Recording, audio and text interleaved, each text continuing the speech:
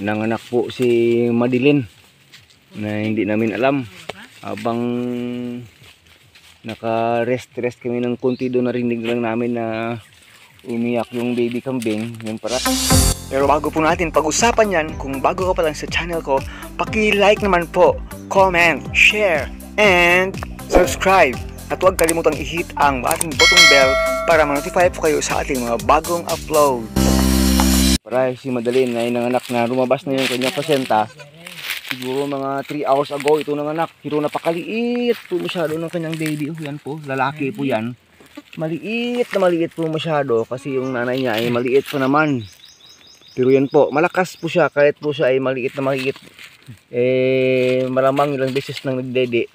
Lalaki po siya pero pag kaya pong mapag-ano ng nanay niya, alam ko mabubuhay po ito.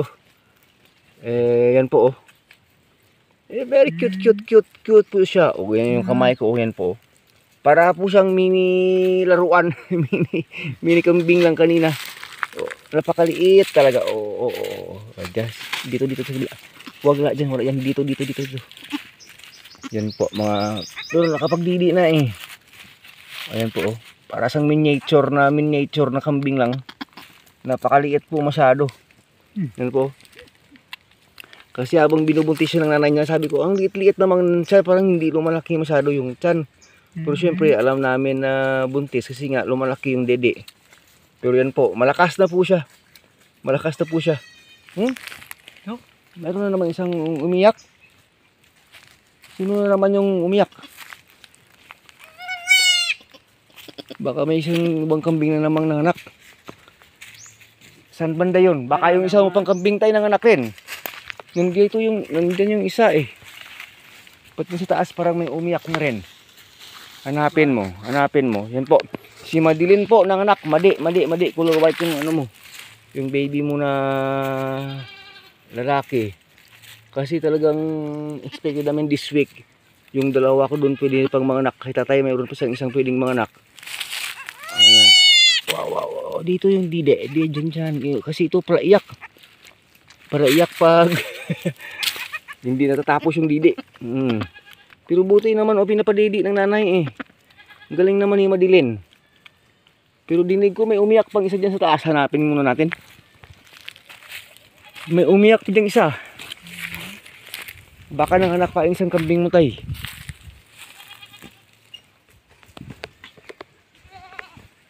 Saan kayo yun? Parang hindi naman mahagilap. Saan kaya galing yun? Parang may umiyak na isang...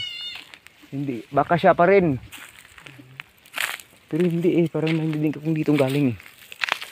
Dito siya na kumakain eh. Hanap tayo dito kasi masukal na itong place eh. Baka kasi meron ditong nanganak ng isa. Saan kaya galing yun? Kasi dito sa taas.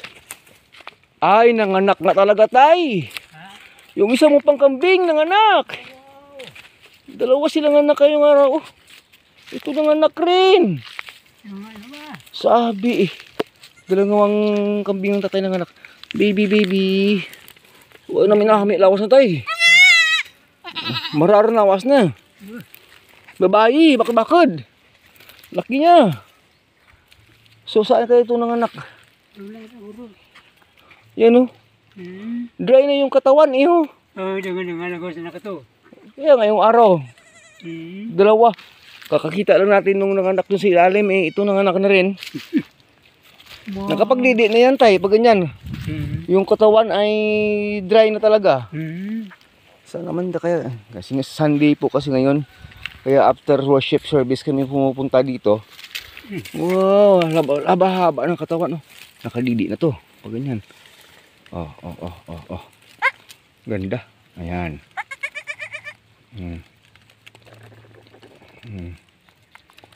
Ayan, galing. Dalawang nanay, tag-iisa yung anak. Ito ay napakalaki ng baby niya ng babae. Yung isa naman napakaliit masyado. Wala. Ay, dito siya nanganak tay. O dito, ano pa siya dito, na inanakan oh. Dito na labas yan. Oh, ewan ko lang kung nakalabas na yung placenta nito. Pero kasi dry na yung baby eh. Dry na masyado yung isa kanya lang yung placenta doon nakita. O sabi sa'yo eh. So ibig sabihin yung dalawang inahin mo separate na silang silda doon sa ilalim. O ayan, dalawa silang nanganak ngayong hapon.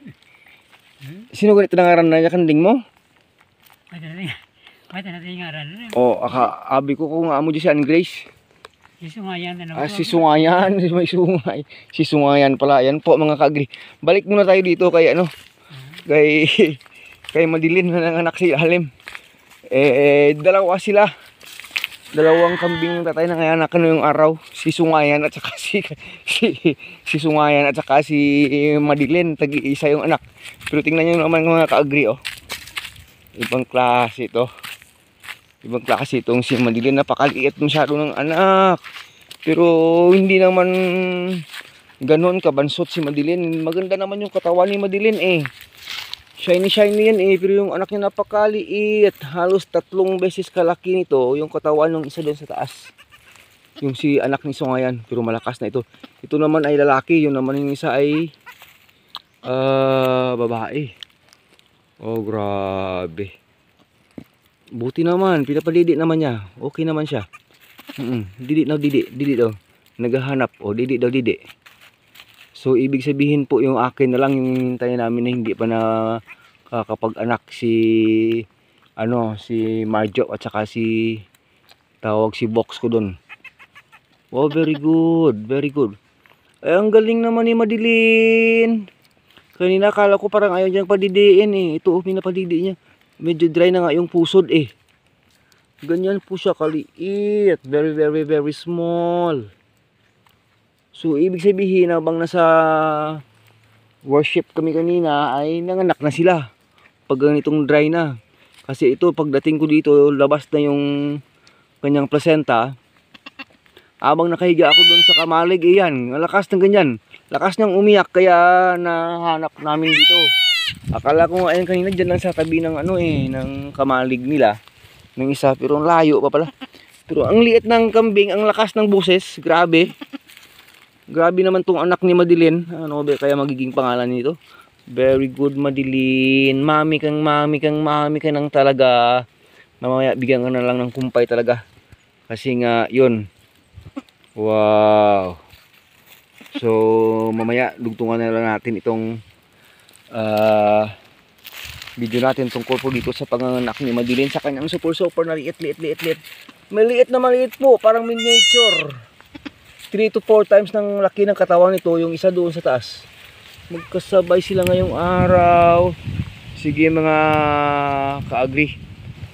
Dugtungan lang natin na itong video pag nandun na sila sa goat house, itong panganganak ni Madilin. Hindi na itad after 2 days lang. Tigi. Nandito na po si Madilin. Kanyang baby na super cute na maliit. Kulang yata sa number of days. Siguro sana ay mga 4 days pa sana. Ganyan po siya kaliit. Pero kumpleto na yung kanyang hair. Okay naman po. Pero talagang kulang yung katawan. Tataba na rin yan pag malakas lang siyang dumedi sa kanyang nanay mga kaagri. Kaya at least nandito siya, nilagyan natin ng screen itong kanyang tulugan para po na talagang safe po sila ng kanyang baby. Yun lang po yung ginawa muna natin currently para at least ay okay na okay. Yan po. Kulang po sa kain kasi hindi pa nakapagbigay ng kumpay ulit. Pero mamaya pag may kumpay na ay medyo okay na yan mga kaagri. So yun. Pagkatapos na makainom sila, bibigyan na naman sila ng kumpay. Mga kakambing. Oh. Sige.